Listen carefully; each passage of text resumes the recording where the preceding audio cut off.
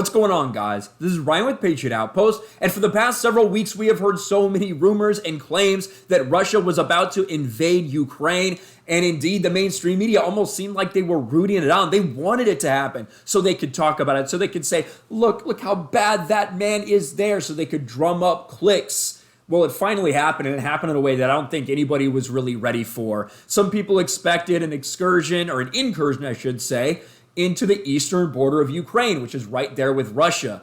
I don't think anyone expected an all-out blitz, an invasion when it comes to ground troops, when it comes to armor vehicles, when it comes to airstrikes, when it comes to missiles. Everything is happening right now in Ukraine. You can see this headline: Russia attacks Ukraine as defiant Putin warns U.S. and NATO. And indeed, what Putin said was, if anyone interferes with this, if anyone from NATO, if anyone from the United States interferes, you're not going to like what my response is. And I think a lot of this can be blamed on Joe Biden, the ineffective leadership of Joe Biden, the weak leadership of Joe Biden. This man is not respected. This man is a bumbling fool. And it's almost like you could see this coming. I wish that someone had said something like this would happen. Oh, wait, I retweeted this today. Seems like the appropriate time to retweet this. This was my take I think this is the day that everything happened in Afghanistan. When we pulled out, when it collapsed, when Kabul collapsed and the Taliban took over in record time, and it was an embarrassing moment. So many service members lost their lives because of Joe Biden's ineffective and weak leadership and bad decision making. I said this: all leaders face challenges. When leaders are weak, ineffectual, and chaotic, the challenges will happen more often and get stronger. Afghanistan is just the beginning of what we'll see in the next 3.5 years from enemies around the globe who see American leadership as a joke.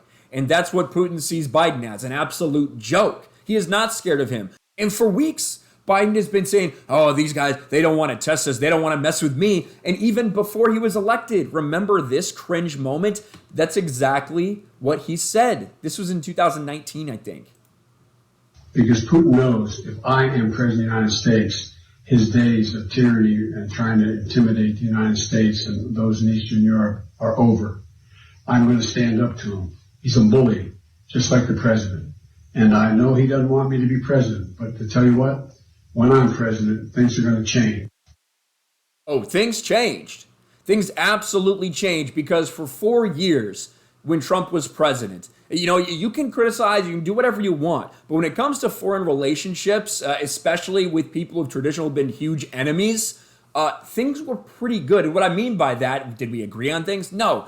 Did we do things to help limit them in some ways? Absolutely. But there was also a fear there. There was a fear of what would happen if you did disrespect, if someone did step out of line. That's what it is. There was a respect and a fear there. Even if people vehemently disagreed, they did realize that what would happen if one may have crossed the line with another one. That's what was going on. Now it's a completely different story. Now we have Joe Biden, a man who no one can respect for anything, and a dude who, when asked this question, reporter, is Putin threatening a nuclear strike? Because that's what Putin said, basically.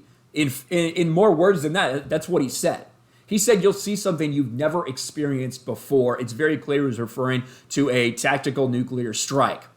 Biden, I have no idea. The press conference that this man gave while saying, we're going to give them sanctions, economic sanctions, that they don't want to mess with us, was embarrassing. Now, I don't want to get involved in Ukraine. I don't think that we should be involved in Ukraine in a military way. Fuck that, to be honest with you. I think that the idea of us putting boots on the ground to fight Russia in Ukraine, to literally start a world war, no, I'm not down with that. I think that's a Europe thing that Europe should take care of, that Europe should handle. But with that being said, if you, Joe Biden, are going to sit there and rattle your saber and threaten and say, oh, I'm going to call your bluff, buddy, you're not going to do this to me. He called your bluff because he knew you couldn't do anything. Because what position would you be in? Like, there is no leverage here. And the sanctions that they're doing are ridiculous. Now, I know he talked a big game, just like Biden always has, but the sanctions are fairly meaningless, and you can tell by what he said. As Russian invasion of Ukraine demands urgency, Biden says, let's have a conversation in another month or so and see if new sanctions are working. He also admitted that he never thought that sanctions would work, despite his administration saying completely opposite things. The message is so lost, but the one clear thing is that Putin does not respect Joe Biden. He does not believe that Joe Biden will do anything. And the fact that all of this is surrounding Ukraine, which I think was tied up in some drama and some controversy with a crackhead, Hunter Biden. Is that so? That's right. That's the Ukraine we're talking about. So this entire thing also has that hanging over it, this haze of, is he being influenced at all by all these things that they tried to cover up during the election cycle? It's a sad moment, and it's a worrying moment, because now, with this invasion of the Ukraine, if Russia decides to stay there, whether they just want to install their own puppet government and then kind of back out, I don't know exactly what the end game is for Putin, but now they're very close to another excursion, could be to a NATO ally. And if that happens, by treaty, we're required to go to war with this country if that's what they want to do. So we're in a very precarious situation, and it's all because of what I said.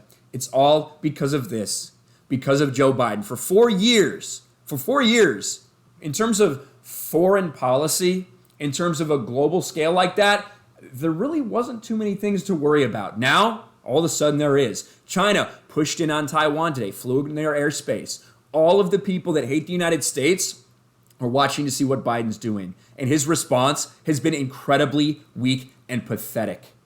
This is a very tricky situation, and one that's probably going to play out. And, thoughts go out to the Ukrainian people who are now under an invasion on a sovereign country in Europe, something that we haven't really seen since, I guess, the 1930s.